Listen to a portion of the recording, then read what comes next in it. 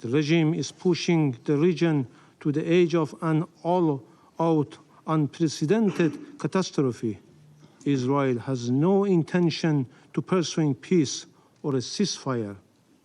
Regrettably, the UN Security Council has remained paralyzed due to the United States' obstruction of any effective decision by this body.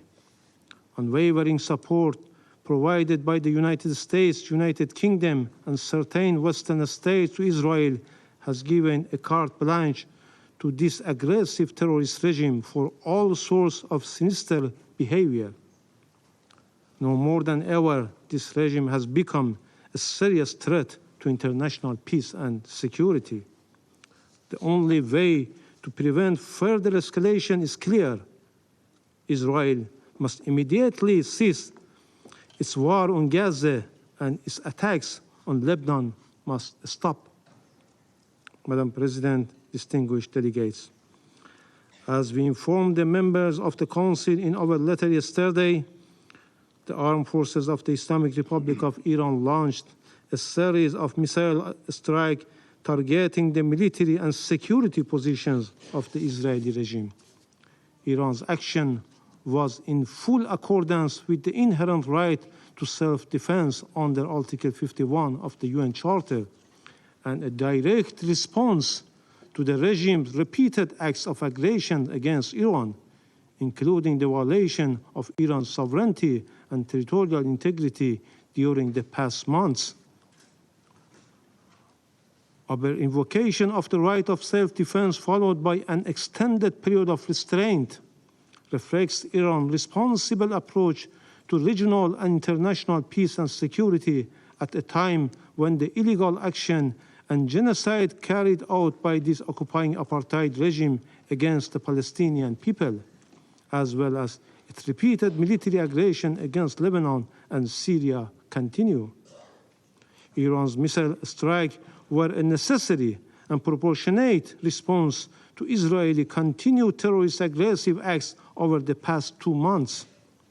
This includes the violation of Iran's sovereignty, the assassination of political leader of Hamas in Tehran and Iranian citizens, the targeting and wandering Iran's ambassador to Lebanon, and to recent assassination of Saeid Hassan Nasrallah, the leader of the resistance and Secretary General of Hezbollah, and General Abbas Nil Furushan, an Iranian military advisor in Beirut. I wish to mention the key facts that clearly demonstrate Iran's action under self-defense is fully justified, lawful, and firmly grounded in international legal principles. On 1 April 2024, Israel presently attacked Iran's diplomatic mission in Damascus, Syria, in a blatant violation of international law, specifically the principle of inviolability of diplomatic and consular premises. Iran immediately sought the Council's condemnation. What was this body's response? Nothing. Rather than condemning Israel's act of aggression, the Council merely called for Iran's restraint and even refrained from issuing a press statement proposed by Russia. After 10 days of silence from the Security Council, Iran has no choice but to use its inherent right under international law to respond to this severe violation.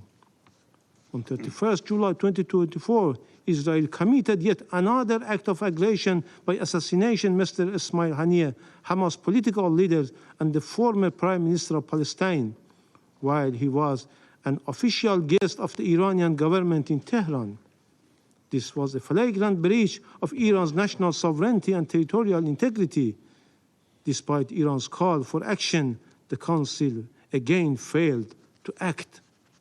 Meanwhile, several states, including the United States, urged Iran to maintain restraint, citing ongoing ceasefire negotiations. We respected these calls for diplomacy, yet no ceasefire materialized and Israel only grew bolder. Again, we witnessed another heinous crime by Israel, this time through the detonation of communication devices targeting the innocent people of Lebanon. A larger number of innocent civilians were killed and injured, including Iran's ambassador to Lebanon. This was yet another manifestation of state terrorism. Following, Israel carried out a blatant act of terrorist aggression using US-supplied thousands-pound bunker busters to assassinate Sayyid Hassan Nasrallah, the leader of Hezbollah, and a symbol of resistance against Israeli occupation and aggression in Lebanon. This brutal attack resulted in the martyrdom of numerous innocent people, including Hezbollah leader and Iranian General Abbas Nil Furushan, while also leaving many civilians wounded.